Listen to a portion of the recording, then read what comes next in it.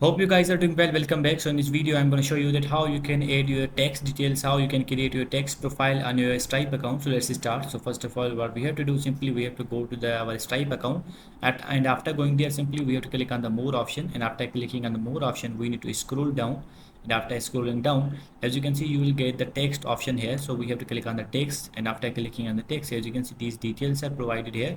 Now simply we have to click on the get started, and after clicking on the get started, we need to wait for a few seconds, and after clicking on this, as you can see, different type of option you will be able to see here, like the monitoring is not available. As you can see, 7 more countries added, more remote sellers, these all things are provided here. Now simply what we need to do, we have to click on this option. As you can see, has the registration option, so we have to click on the registration option.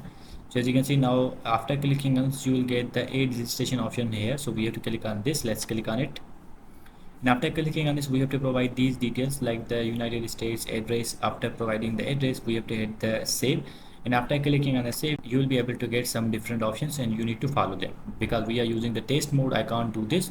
This way you can add your text details in your Stripe account. I hope you guys understand this video, that how you can do this. So see you guys in the next video.